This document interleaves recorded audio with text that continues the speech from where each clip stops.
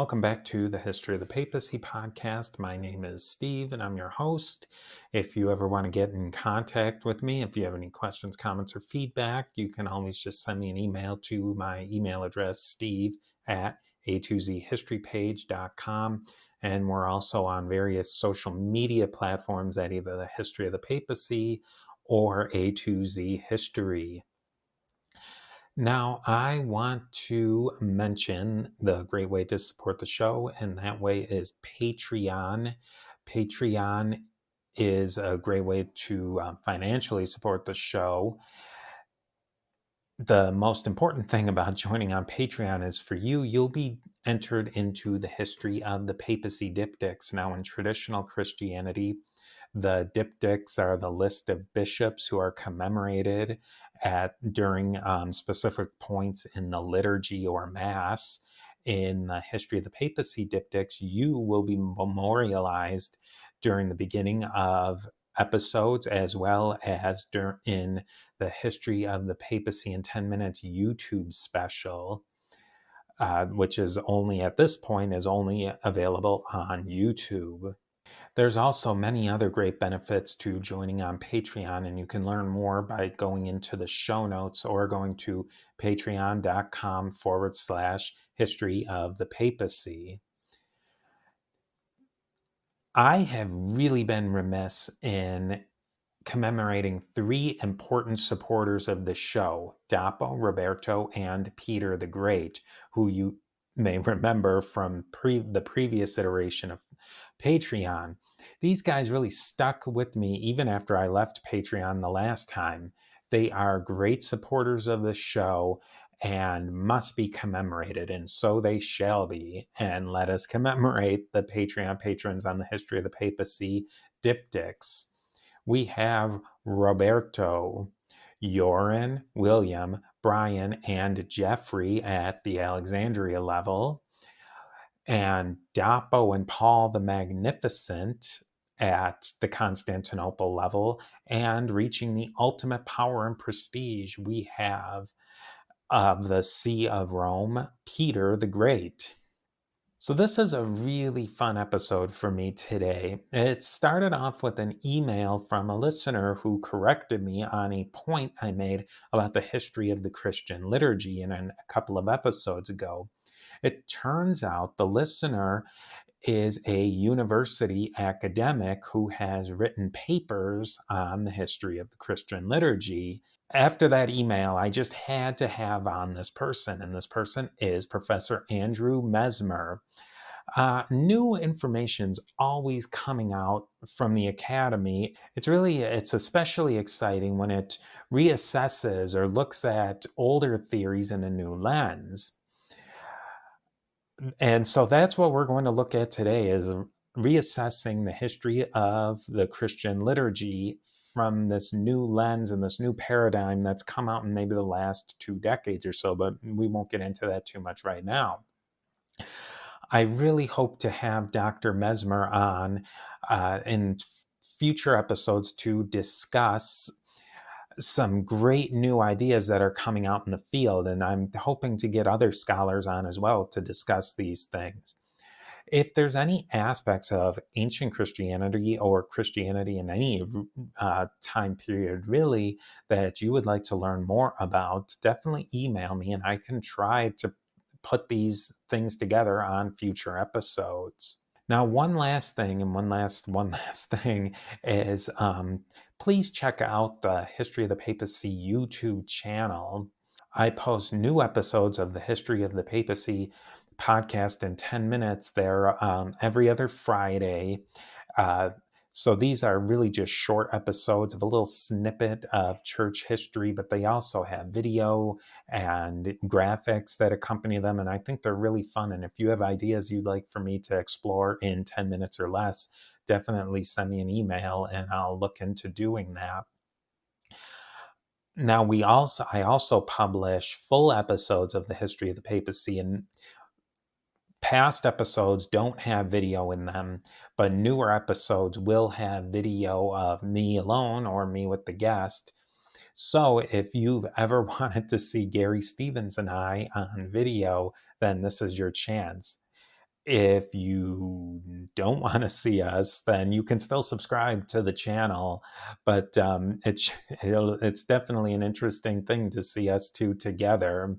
I don't know. Maybe I've turned some people off to YouTube. I don't know, but you should definitely check it out. And if you're up for that visual, definitely click like, subscribe, and ring the bell so you get more videos just like this video and more. So now, with another piece of the mosaic of the history of the popes of Rome and Christian Church, I am joined with Professor Andrew Messmer.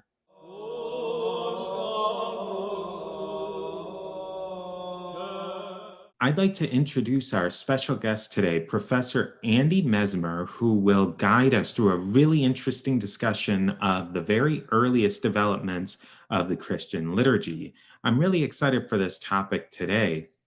Now, I first met Dr. Messmer when he very politely pointed out I was completely wrong in an episode. And now Dr. Messmer is a professor of New Testament, and he studied the development of liturgy. And when he pointed that out and he shared an article with me, it really opened my mind to a lot of new ideas that I felt like I had to have him on to discuss this issue today. So I roped him in, and I'm so happy that Dr. Messmer could join us today. And so, do you prefer to be called Andy, Dr. Messmer? You can call me whatever you like.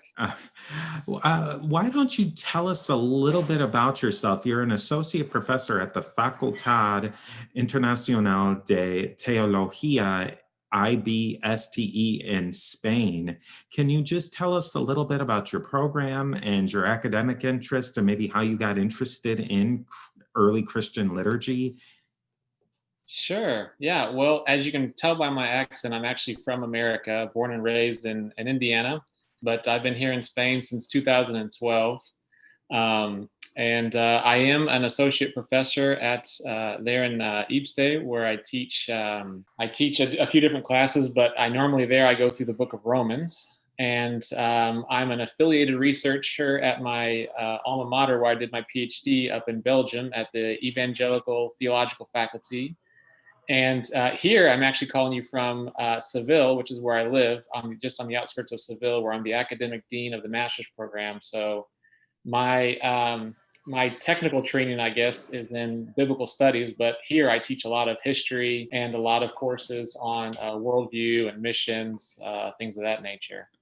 So, but yeah, so I guess as far as my academic training is concerned, and I'm more of a generalist. I like big ideas. I like taking something from one area and mashing it with something from another area and try to see if anything comes of it. So I perpetually feel like an idiot because I'm always talking to scholars and writing them emails, and they say, you're so out of it, you don't know what's going on. But they get me up to speed, and then I can usually bring out something nice and something new, which is what I like doing. I think that's a thing that a lot of times in academia today, that it's missing is the generalist who can see a lot of different areas and pluck out and pull in a lot of really interesting ideas that maybe the specialist is too focused in on that one narrow area. Yeah, that's what I like.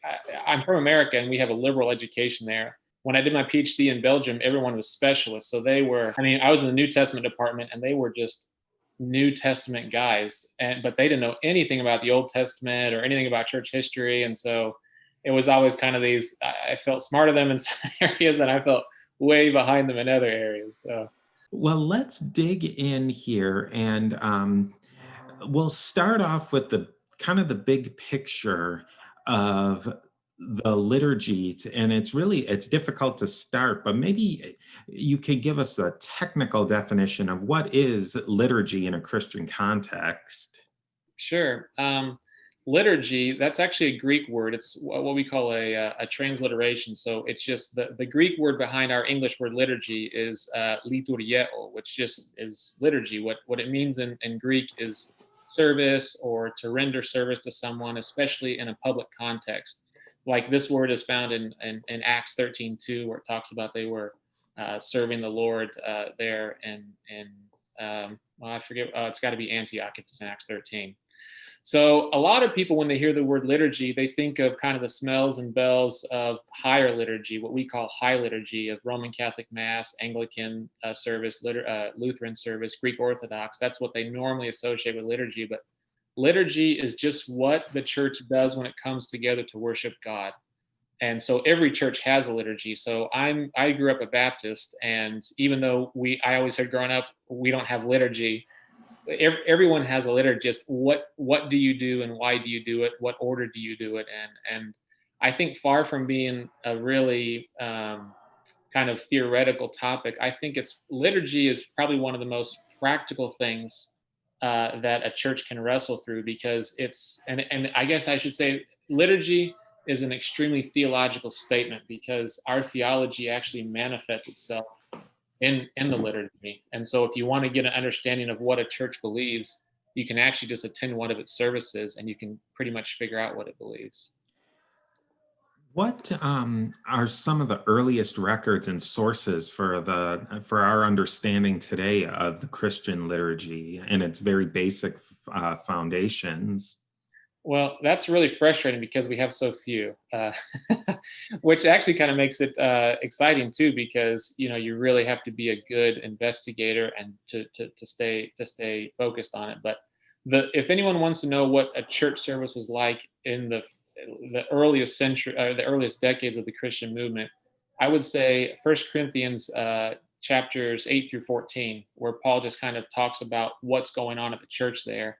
And then actually, strangely enough, this little passage from Acts chapter 20, verses 7 through 12, that's another place where we get kind of a glimpse into what were these people doing in the very first decades. And when I say the first decades, I mean, according to traditional chronology, Jesus' death and resurrection was around the year 30 or 33. And we're talking about the years, 50, the 50s, the 60s, right in there. And then outside of the New Testament, the best source that we have is a document I'm sure you've talked about on your show called the Didache, and that's been variously dated to the year 50 or 150. And so a lot of us, we just say about the year 100 is when it was written. And then we have a few other sources like Pliny the Younger. He makes this little allusion to what Christians were doing up there in Bithynia. Ignatius, he makes some references to what he's used to in Antioch and what the churches are doing there in Asia Minor. And then really we get the first good evidence of what church liturgy was like in Justin Martyr, and that's in mid-2nd century in Rome. You had forwarded me a really interesting article you wrote that said, called Early Christian Liturgy, a Reconstruction of All Known Liturgical Components and their respective order. And in the article, you said that there was a paradigm shift in the field in the last 20 or so years. What was maybe the traditional view of the early development of liturgy? And then we can start to talk about this, how the paradigm and how the idea shifted. Well, you really shouldn't feel bad about being wrong on your last episode on liturgy. Everyone thinks this. Everyone thinks that liturgy, the background for Christian liturgy, is the Jewish synagogue, and it makes a lot of sense, especially when you look at 3rd and 4th century liturgy. I mean, reading from the Bible, and certain people reading and certain people read, and it's Jewish liturgy does look like Christian liturgy, but I think it was the mid 90s is when the first major monograph was written on the topic, saying we got to stop trying to make this. How's the expression go? Is it a square peg in a round hole or a round peg in a square hole? I forget. Yeah, I use those interchangeably. Okay, yeah, they just got tired of it, and they're like, "Look, this just doesn't make sense. Where are people eating meals together? Where are people talking together? What did Jesus do with his disciples?" And so they started saying, "We got to look someone else," and that's when they really took it, really took what's called the Greco-Roman banquet more and more seriously. Maybe tell us just a little bit about, I think probably a lot of people are familiar with some of the elements of the banquet, but I didn't realize that the banquet was more of a formalized institution than just people eating and then maybe drinking and then talking, that there really was a flow of events in a proper Greco-Roman banquet. Yeah. It was. I guess you could think of it as somewhere between structured and informal. There were always two basic components to it. When you came together, you would start eating food, and there would be probably a servant there that would bring you food. There may be some games that were played. There's really interesting drawings from the time period. It looks like they're playing games with trying to throw wine at something in the middle of the room, or trying to throw grapes or something like that. They may have done something like that. And then afterwards, they would take away the tables. I guess I should explain that, how you would come over to someone's house, and it's pretty much like a dining room. Only instead of having a table with chairs, actually you would be reclining on these really little couches. I shouldn't say little, but they're not very tall. You Hmm. can lie down on them, but they're not very tall. And then you'd have these small tables in front of you, and that's where they would put all the food. And after that, they would take away the tables, and then they would start more of the, I guess, entertainment or social hour, where there could be anything. There could be someone playing music. There could be something I like to think about is all of the neat readings they would have done. You would work your way through, Homer or Plato or something like that, so where a small audience could take it in, or someone who's an author. They may share like a rough draft of one of their works. I would like to have been in one of those sessions, but and lots of things that could have happened during that time, and it would last all night long. I pose this topic in the Facebook group because liturgy seems to be coming always comes up as a really interesting topic, and it garners a lot of interest.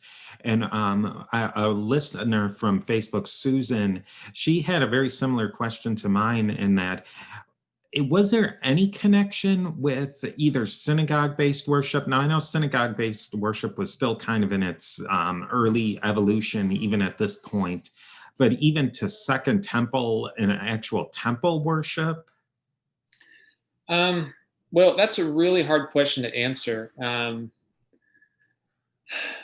because the way that I think of it is like this. What was frustrating scholars was they knew what a Jewish synagogue service looked like, and they knew what a Jewish temple service looked like. They knew what a Greco-Roman mystery initiation religion looked like, and the Christian service just didn't look like that. And so, what was really puzzling scholars was the basic form of what was what was on the agenda. But when you talk about the content of the different components in that agenda, that's where I think is the most likely influence of Jewish liturgy, theology, and not just from the synagogue.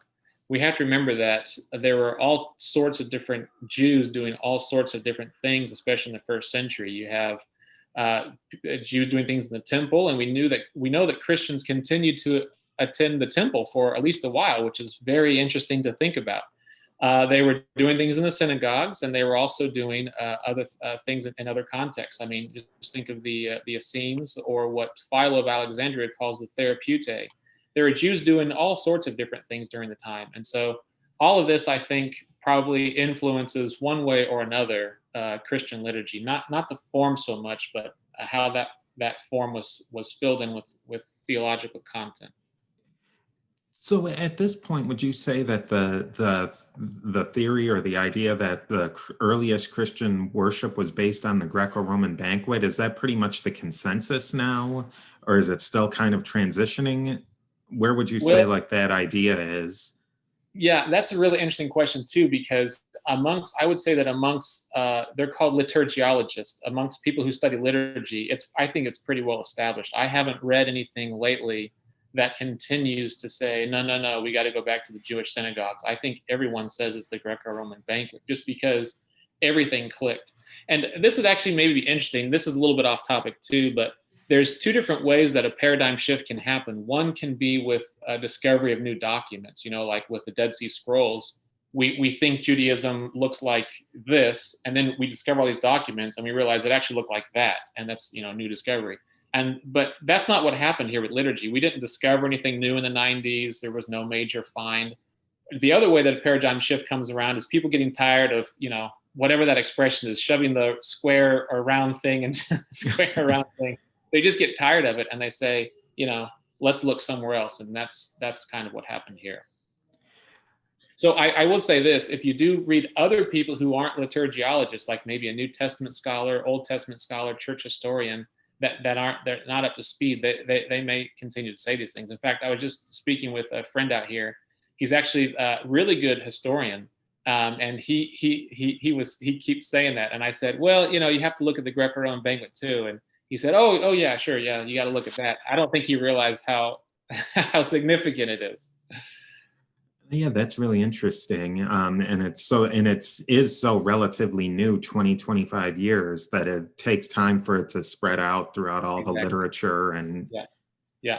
And that's one of the things I like about, for example, your show is, this gets direct access from what's happening in the scholarly academia right to people. So, it'll take another, I don't know how many years for it to kind of trickle its way all the way down to where it's kind of the established norm for everyone. But that's why I like shows like this, where you go right from academia to everyone. So I yeah, like this show. I really do try to tap into like what's going on like in the latest research. I mean, a lot of times it's hard to get to like to the most cutting edge things, but it seems, at least with biblical studies, New Testament, early church, that it does evolve rather slowly. So, you can kind of see what's going on, and not being a trained academic or in church history, I'm kind of relying too on the secondary sources as well.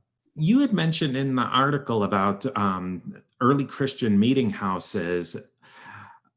How would they have, so like the Dura Europos house church, that's one of the very first church, actual church buildings that they found, but there is evidence from the Paul's letters of praying in houses. There must have been an evolution, obviously, in like 200, 150, 200 years, that there was a big evolution in how people prayed. So in the earliest times, it would have been in a proper person's house, where they would have had the triclinium with 3 or 9 chairs arrayed around the table. But that would have been a pretty small event. Do you think that they would have been maybe 9, 10 people, or was there an option to bring in more people into that, that whole banquet idea?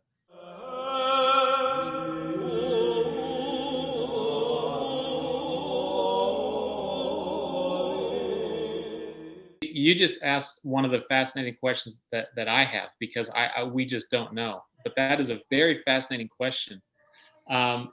Let me just back up and talk about Dura Europos just a little bit. That's actually a very good illustration of around the second the 200s, second, early third century, whatever you want to say, of actually a house church. We know it was a house, but they actually busted out a wall to make more room for more people, and they've also done some other renovations. But that's a very interesting transition between meeting in a house and meeting in what later would be the basilicas. They actually would expand houses to make more room, which itself is not insignificant. But so then going back to kind of the what a church service would have looked like. They have like when Paul, in his writings, would they have been a really small event of maybe 9 to the ish people, or did that whole Greco-Roman idea, the banquet, have an option for expanding out of just the 12 people or 9 people who could Yeah. fit in the table? It looks like they were small meetings, and we get that, for example, from Acts chapter 20, that little portion that I mentioned. Um, it looks like there was an option, at least amongst at some banquets, of not only removing the tables, but then actually removing the small couches. And once you do that, instead of everyone lying flat, when they all sit up, which, like James 2, it talks about having people sitting at your feet. It seems like that was at least one option of people in there, of getting people into the room. Once you do that, you can expand as many as, if you cram them in, maybe 20 people. Now, something that's never been talked about is you got to think about meeting. If you basically just think of a modern apartment, that's pretty much what we're talking about is a modern apartment with similar size and a similar layout. And maybe having people in the kitchen or maybe having people in an adjacent room, that would also allow for more people. But and then if you go out into the country, just like modern today, you go to a country house and it's a much bigger house. That was the same back in the first century, where you could fit as many as 50 people in some of these rooms. So, but see, that would have been what we would call today a mega church. You couldn't have a meeting of bigger than 50 people, which really affects the dynamic. I mean, I'm in America, I was used to thinking of a church of 50 people as a very small church. And usually it was on its way kind of to closing its doors, but that would have been quite a large church in the first century. And that really affects, I think the main thing that it affects is you have really strong intimacy and really strong self-identity and oh, what's the word I'm looking for? It's I guess maybe accountability, where you if you go to church or if you don't go to church, everyone notices. I mean, a lot of these mega churches today where there's 15,000 people, no one knows if you're at church. I mean, you don't know anyone's name.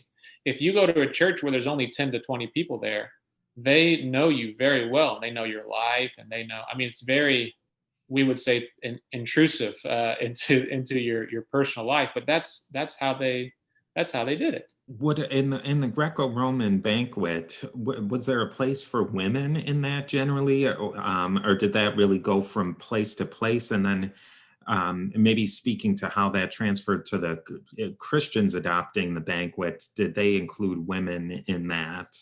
Yeah. Okay. What you just said reminded me of something else I want to say about the previous point. We do have this really interesting comment. I can't remember, it's 1 Corinthians 11 or 1 Corinthians 14. I'm not sure which of those two chapters. It does talk about when you all come together. Now, what's interesting about that one phrase, and it only occurs at one time, is that there may exist the possibility of both like we would call them house churches meeting, and then actually all the house churches coming together for meetings. And if that did happen, we don't know where they would have met, but it would have had to have been somewhere other than a house that could have had more than a house. So that's interesting. As far as women are concerned, yeah, the passage I just cited, 1 Corinthians 11, just one example, talking about women prophesying. Now, there's a big debate over whether that was a good thing or whether it was a bad thing. I think it was a fine thing. I think that the text itself says that women prophesying, this is a good thing as long as you do it the right way. I think that's a fine thing. And then aside from that, yes, women were actually some of the women would host the meeting. That doesn't mean that they were the pastor or the preacher, but they were certainly the host.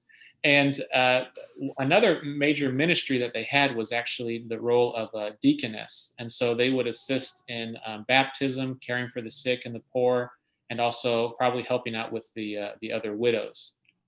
So that would be some of their responsibilities, some of their involvement. Let's start to look at the banquet structure and how that compared to early liturgy. Now, the banquet, in really broad strokes, was like we said earlier, it was a shared meal, and then the symposium, which would be, like you had said, drinking, chatting, maybe a book reading. In the church context, I had read about something called the agape, and I had read that that was usually at the end. Maybe tell us a little bit about what the agape was and if this fits into the structure and if that's maybe something was anachronistic to this time period or not. Well, the agape, this is also debated, but I think it's pretty fair to say that the agape was the food. The agape was the banquet. It was the same thing. Now, the big question is when was it? Was it before or was it at the end? And we don't know exactly when or where the shift happened. But this is another just fascinating thing: is we know in the first century the order was always, or at least from all the evidence that we have, it was you would have a meal and then you would have, like a reading from the Bible and preaching, and then actually you'd have a lot of dialogue. You'd have people singing, you'd have people praying, you would have people maybe healings or speaking in tongues. It was the communication part of the banquet. When you read the Didache, which is around the year 100, that it preserves that same order. But the time you get to Justin Martyr, which is mid second century, it's been flip flopped, and that's what causes so much confusion about what is the agape and when you do it, because now all of that stuff, preaching, Bible reading, and all that comes at the beginning, and then you get a meal at the end. And soon that meal will be reduced down to just a token sip of wine and a token crumb of bread. And we don't know when that happened, but I think that's where the confusion comes from, is that switch. And I will say, since that switch has happened, it's never gone back. I don't know of any major tradition or denomination that celebrates the Lord's Supper first and then has the preaching and all the rest at the end. It's one of those very interesting developments that I don't know if there is an explanation to it. So this would have been like a full-blown meal of, a full whatever Roman meal, but it would have had a Eucharist celebration or a ceremony, if you will, folded into that proper meal of sides and duck or whatever they ate back then. Well, that's actually another interesting question. What they would have eaten? Most of the people from the movement were quite poor, and your average poor man's dinner was bread. And the bread back then wasn't like the sliced bread that we eat today. It was very, very hearty and very, very dense. But that would have been a dinner. There may have been some olives there, some garnishes, and then if you are getting to the richer categories, you could get quite extravagant. Actually, they found imported fish from hundreds of miles away, found in Corinth and all of that. But that would have been just a very common meal. So it would have been a full blown meal, and the staples of the time were bread and wine. There's another interesting point that got brought up in your article, and that I've read in other sources, is the actual timing of the event. Traditionally, in most Christian contexts, pretty early, all the way to today, it's Sunday morning, but that wasn't necessarily the case then. No, it's called the Lord's Supper for a reason. I mean, at least in my tradition, that's what we call it, the Lord's Supper, which to me, I mean, I can't even say it without kind of smirking a little bit when we think about what we're actually doing, because in the first century, you would actually go to someone's house, you would meet in the evening, and you would have a meal. And today, we go to a building, we meet in the morning, and we have a little token sip of wine and a little crumb of bread. It just that happened somewhere in the second, third, fourth century, right in there. I mean, all these things are slowly, because just because something starts in Rome doesn't mean it happens in Egypt and vice versa and all that. But it happened somewhere along the lines that got switched from the evening to the morning. And again, just to think about these are just so interesting, just to think about what that does to a church dynamic when you meet Sunday morning and you think, okay, I have to get back to have lunch, for example. What that does to what the church really is, which is people loving one another, ministering to one another. But if you meet in the evening and you've already had your meal, that does give you a lot more time to have deeper relationships, more true relationships, invest more in people, and be the church. Were there other components to the liturgy, such as singing, that we would know about? That there's singing today, and that so there's obviously a place in the banquet for readings and that sort of thing, but singing, prophecy, even liturgical dancing, and all of that. Yes, absolutely on the singing, and that's another interesting issue. We have a lot of description of what the Jewish synagogue service looked like, but interestingly, not one reference. There's one possible exception, Philo, but from the New Testament, from the Mishnah, from Josephus, and from the other writings in Philo, No, none of them say that in the synagogue they sang, which is to me just very interesting to think about. But yes, the Christians did absolutely sing in the early church service. We don't know if they use music or not. That's one of those questions. We don't know if they use music. Yeah, but the other things that you mentioned as far as prophecy, and there's a big debate of what prophecy means, but whatever it meant, they were doing that. As far as dancing is concerned, we do know that some of the Jews, they would dance, and their dance would be maybe a little more structured and choreographed and like a free, you know, free dance that you would see at a club today. It would be more like an embodiment of a certain truth. They would try to act that out somehow. Um, we don't really know. I haven't seen any reference to dancing. But yeah, they would also have like commissioning services. We know that if someone was leaving, usually it would be, well, not usually, but like if someone was moving away, or later on it would be to commission deacons to go to another church for another reason, for some point of service. They would have like a small commissioning service. So I mean, it really was pretty familial, and which makes sense if you're always meeting in someone's house and always having meals together. You're meeting each other with a kiss, which was a normal, a proper greeting in those time. You're engaged in people's lives. You're eating together. You're growing together, listening to God's word, and then you are ministering to each other in all sorts of different ways. And then you're saying goodbye to each other, and all of that. And you're bumping into them throughout the week, because you have to be able to walk. You can't grab a car or anything like that. You're walking to someone's house, so it's pretty intimate. It's pretty interesting. Who would have been running the show, so to speak, or presiding over this? Would it have been the host of the house, or did they have somebody who was a formalized leader, like the bishop? They have brought the bishop in to that house? That's a great question. I think it's probably mixed. Just to give you an example, in Acts, if the numbers are to be trusted, and they seem to, Luke seems to be wanting us to trust the numbers. There were about 5,000 Christians within the first few weeks or months of the Christian movement, and there were only 12 apostles. Well, you take 5,000, you divide that out by about, we'll be generous and say 20 people per house. I mean, you're still talking about hundreds of house churches. There's no way that the apostles could get to all the houses every Sunday, even. I mean, even if they worked from sun up to sundown, it'd just be too much. So we do know that other people were hosts. Oh, I did want to back up and say 1 Timothy 3, when it talks about the qualifications of the bishop, one of the qualifications is he has to be hospitable, interestingly enough. And I don't know, but I just wonder if one of the reasons why a bishop had to be hospitable was precisely because he would be hosting one of the meetings. Just to take a one step back, though, don't forget that in the first century, there was no difference between a bishop and a presbyter. That doesn't come on until really the 3rd century, and then especially the 4th century, where there's one bishop over a bunch of presbyters.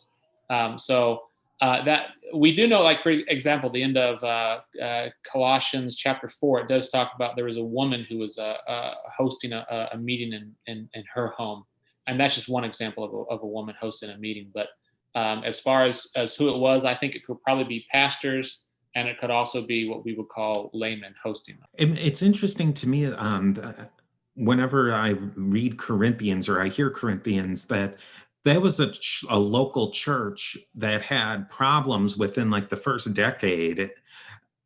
How many people would have been in this? They talk about 2 separate camps and that there's all this conflict. Is this really conflict amongst maybe a dozen, 2 dozen people?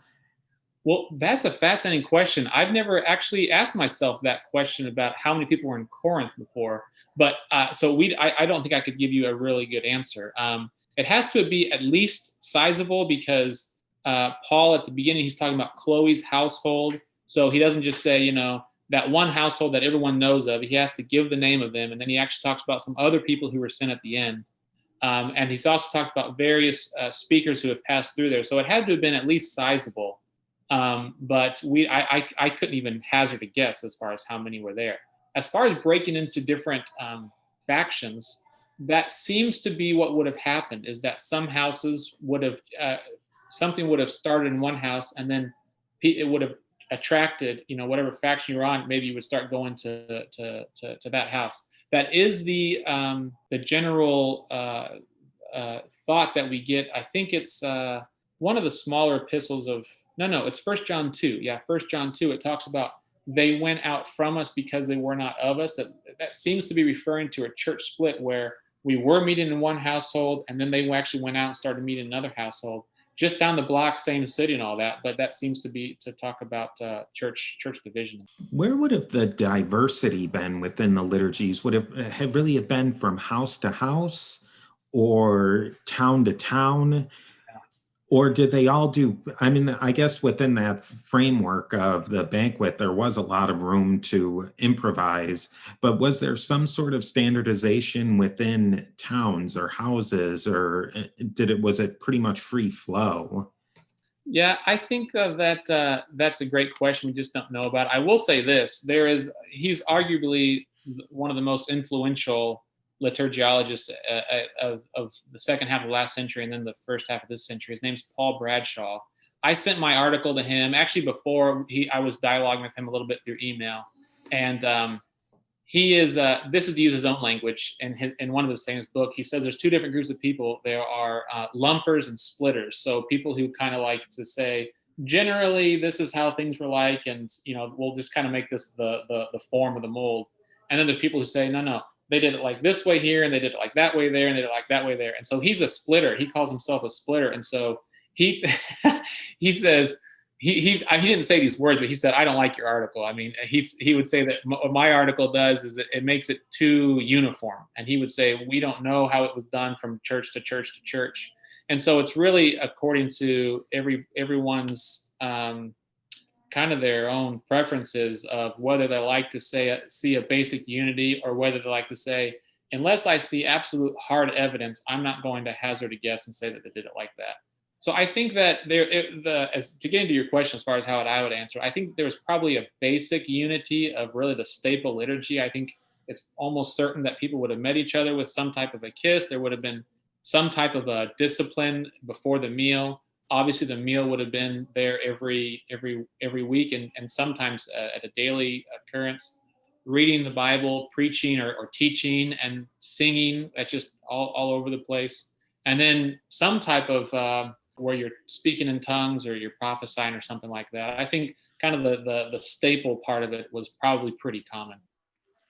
A listener and a good friend of mine, Antonio, he had a question about when did Latin start to replace local dialects in the West? And that sounds like that's probably something beyond the scope, because at least in the West, most people were speaking some version of Latin pretty late on, and definitely past our time period. But what if people have tended towards a liturgical language? Because since all the source documents were written in Greek originally, would that have predominated?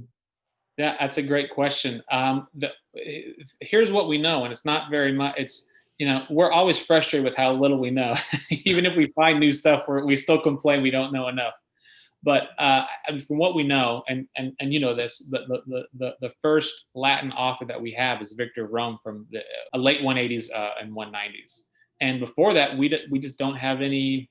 I mean, in the same town, someone who is writing for the edification of his church, he writes the Shepherd of Hermas in the mid 2nd century, and he doesn't write it in Latin. He writes it in Greek. And so Greek, and that we're talking about Rome, And so it seems like Greek was just a pretty liturgical language. In fact, when you go east to India, to China, even as late as I'm thinking right now of the 7th century, 8th century, you find Syriac out there. You don't find Chinese or Hindu, at least for liturgical purposes. And then a lot of the liturgical terms are just transliterations. It's a Syriac term that is just vocalized by Hindu people and then written down in their own language.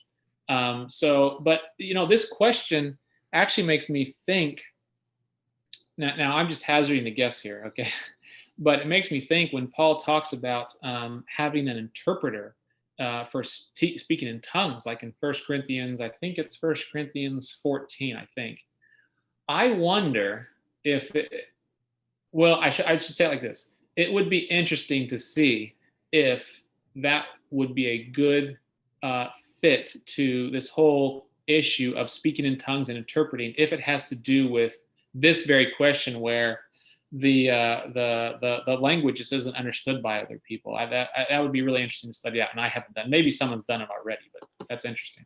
In their context, speaking with tongues wasn't just speaking gibberish. It was when somebody who, say, spoke Latin just started speaking in Syriac or Aramaic. Was that generally the?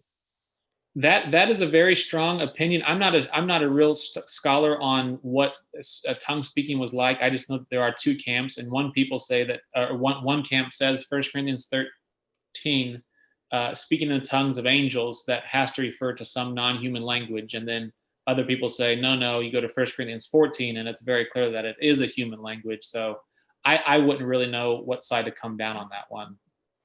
But what you just said is definitely a well represented side. So just maybe to wrap up, what we are looking at, and this is a good summary, is that the very earliest liturgy, it would have been based on the Greco-Roman banquet, with eating first, then teaching. But sometime about 100-ish years later, there's reference and documentation that those two things were switched, which is pretty much how things carry through to this day. That's exactly right. And there's not a lot of evidence of that between those earliest documents and the hundreds of how that switch happened. No. I mean, that's got to be really frustrating for people in the field. It is.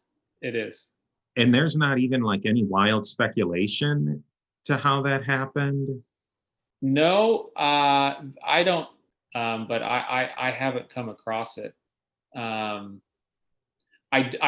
actually, can I make a wild speculation? Absolutely.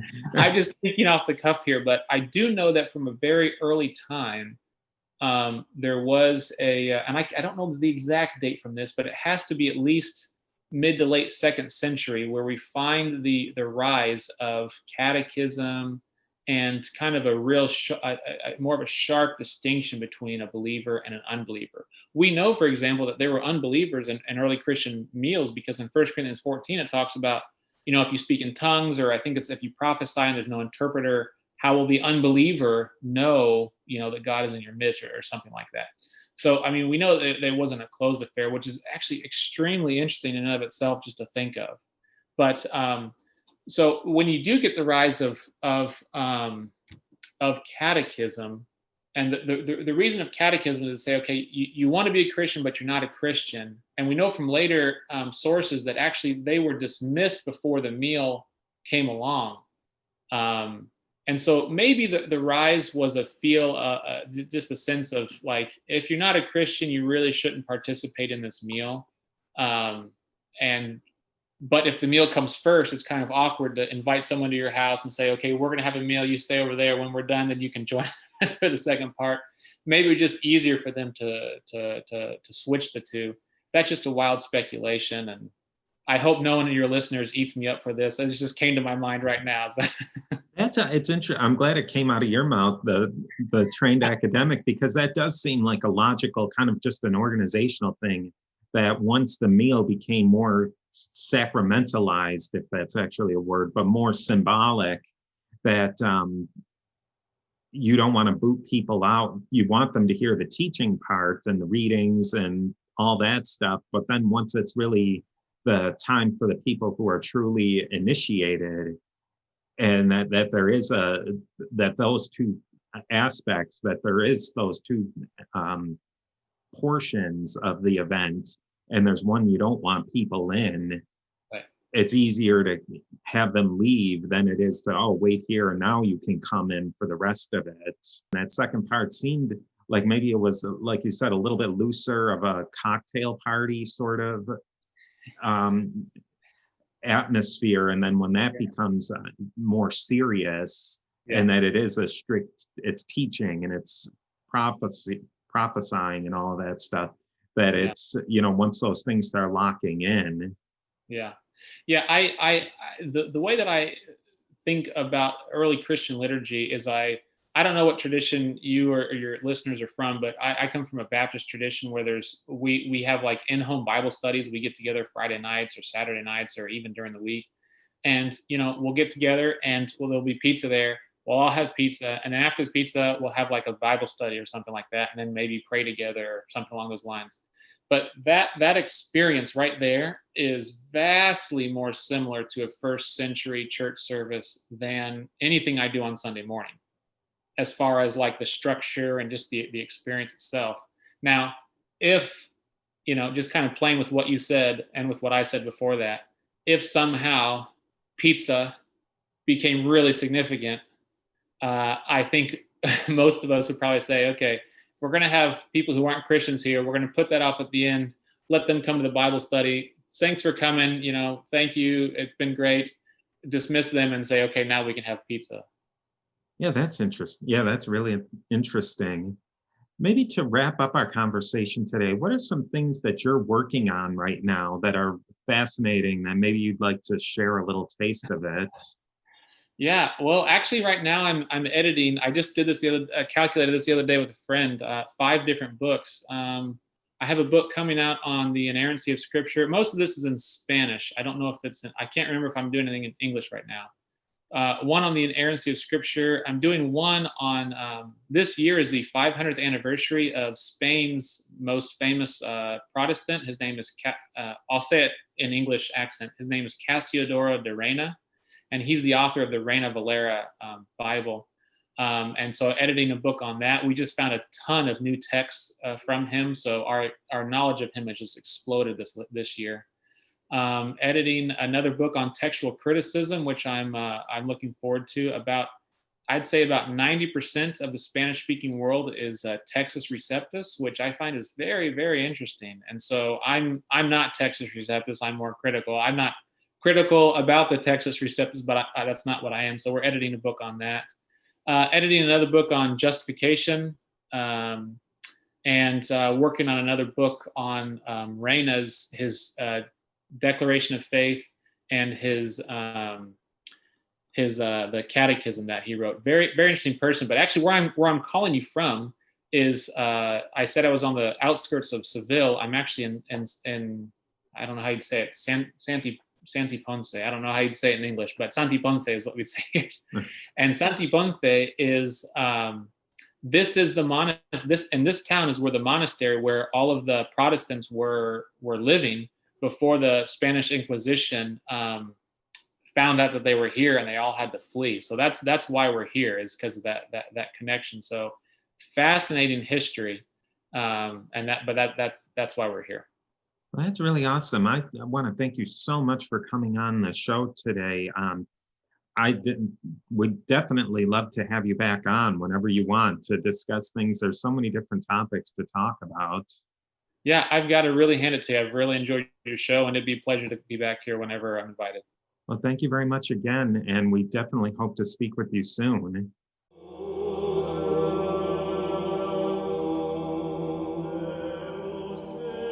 Deus